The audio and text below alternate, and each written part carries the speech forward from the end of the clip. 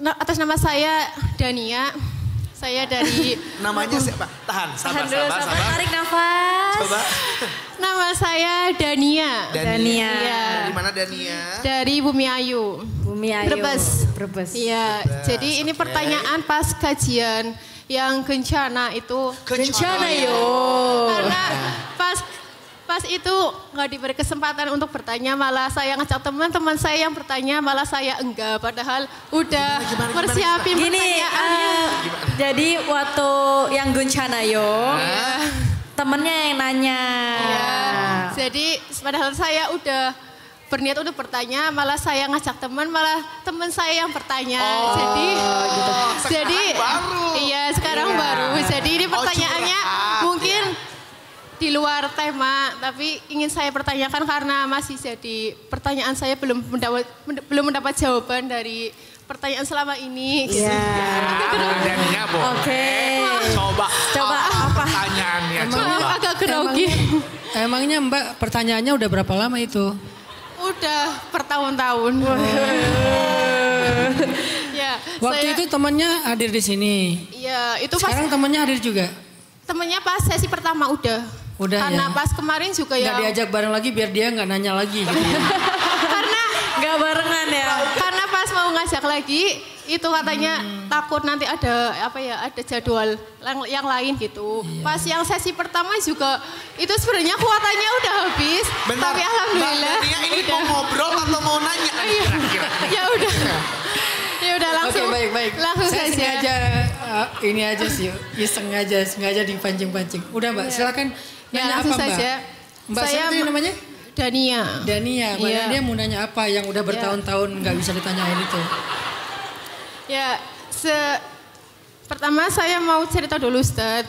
Oh, ada ceritanya. Jadi kan ada background-nya ceritanya ya. dulu. Jadi kalau lama mungkin saya mau bikin kopi dulu kali ya. Enggak. Nggak lama kan ya? Ya, jadi saya kenal dia makhluk Allah. Makhluk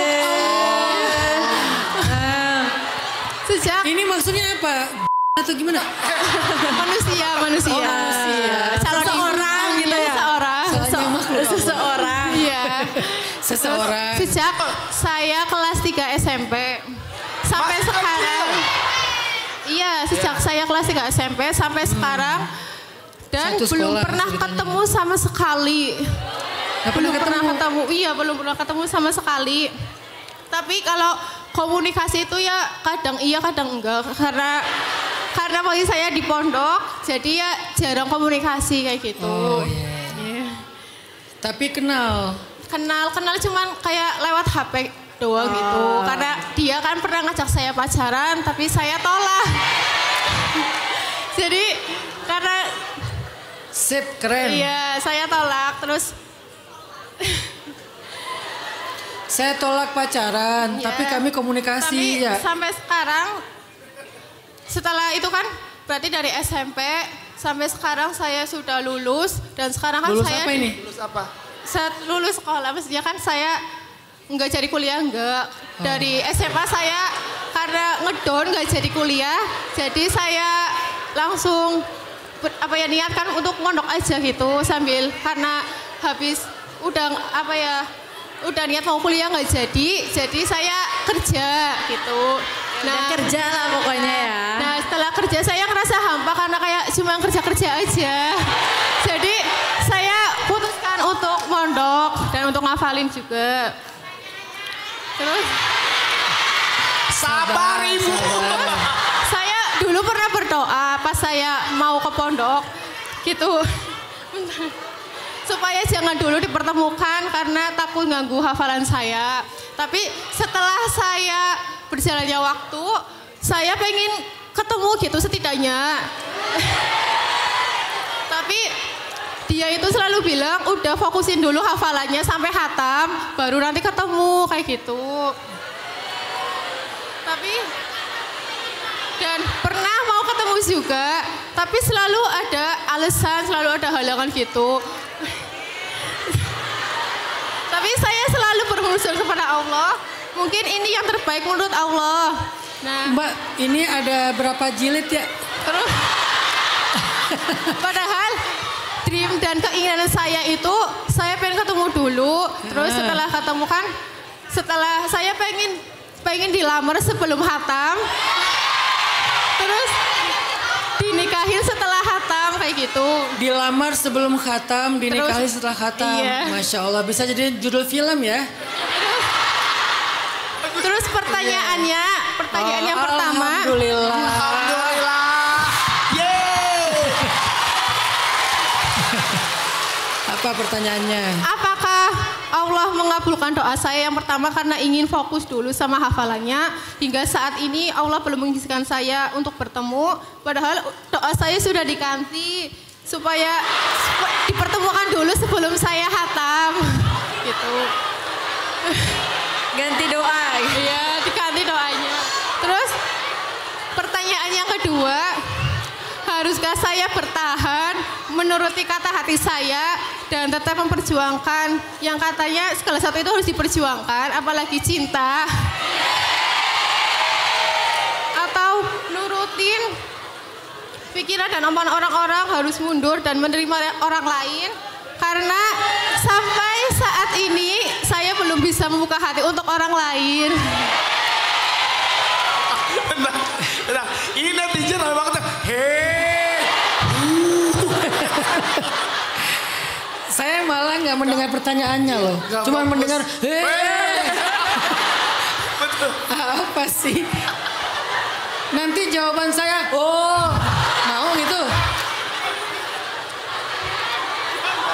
Terus pertanyaan yang ketiga, Ada berapa? apakah saya harus percaya dan yakin dia bakal datang ke rumah karena saya dibuat percaya sama omongannya dan dibuat bingung sama ucapannya dengan dia yang kadang-kadang datang lalu pergi. Bentar. Mbaknya pelan-pelan, yang lain diam. Ya. Gimana Mbak? Saya cuma mendengar. Apa ini? Yang ketiga apa Mbak?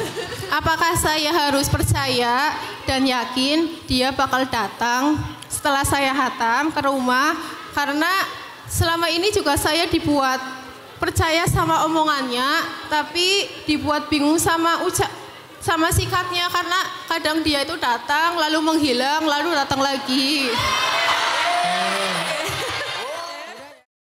Kita dibilang tafassahu fil majalis.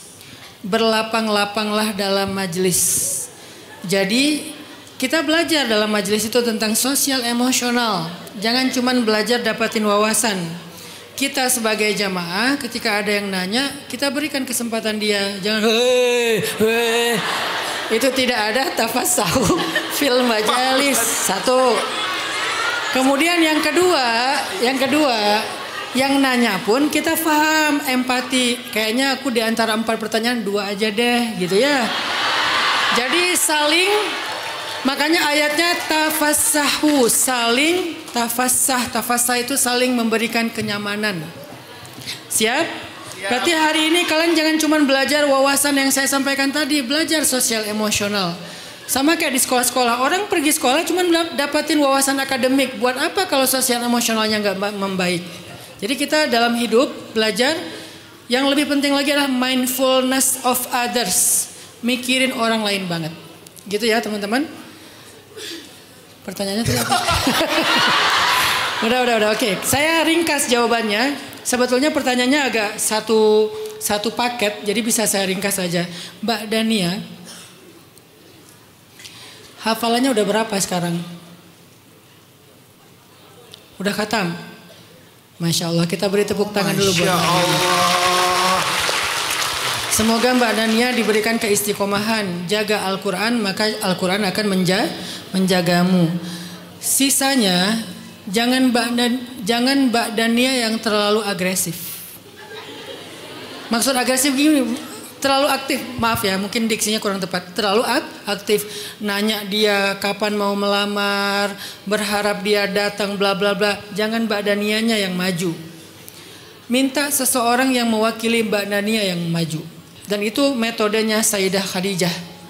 Ketika Sayyidah Khadijah tertarik sama Muhammad muda, bukan Sayyidah Khadijah yang maju. Pertama yang maju namanya Maisarah. Dan by the way, Maisarah itu laki-laki bukan perempuan. Cuman di Indonesia doang Maisarah itu perempuan. Mbak namanya siapa? Maisarah. Padahal Maisarah itu laki-laki. Dia yang diutus sama Khadijah untuk mempelajari sosok Muhammad dalam perjalanan. Kenapa? Karena di dalam safar itu kita bisa melihat karakter seseorang.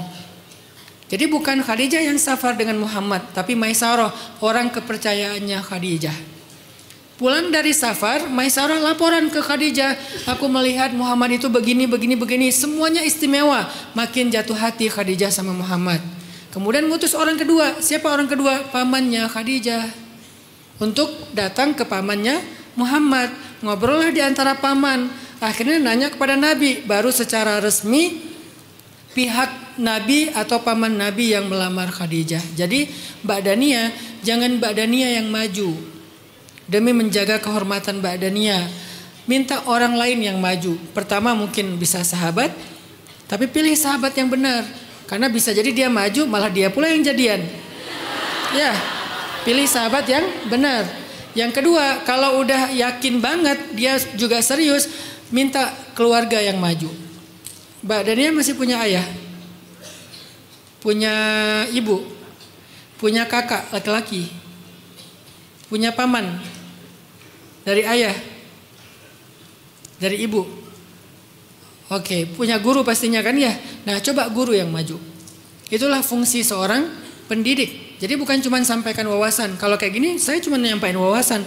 Guru yang sebenarnya itu justru yang mendidik kita, ngarahin kita, membimbing kita. Minta guru yang maju. Gurunya mungkin ustazah, dia punya suami. Biarkan keluarga suami istri ini yang mengurus kalian. Dan itu jauh lebih berkah insya Allah.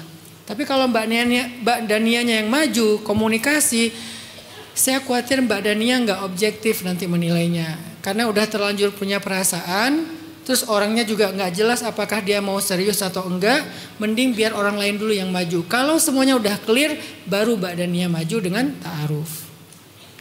Soal istikharah Mbak Dania lebih ngerti lah orang pondok seperti apa yang harusnya dilakukan, apakah setelah istikharah mendapatkan tanda-tanda dan seterusnya. Saya cuma pengen ngasih semacam masukan tentang prosesnya akan kayak gimana. Jadi bukan Mbak Dania, karena komunikasi kalian itu sebetulnya bukan komunikasi yang konstruktif, hanya komunikasi emosional. Tidak akan memperbaiki prosesnya, hanya cuman kayak menaik turunkan tensi emosinya aja. Rasa yang kuat tiba-tiba hilang, tiba-tiba muncul, dan itu nggak jadi apa-apa. Itu saran saya kepada Mbak Dania. Semoga kalau dia yang terbaik, Allah jadikan jalan kalian jalan yang berkah. Karena jangan sampai kita memulai satu kebaikan di sisi Allah dengan cara yang Allah nggak suka, nggak akan berkah nantinya.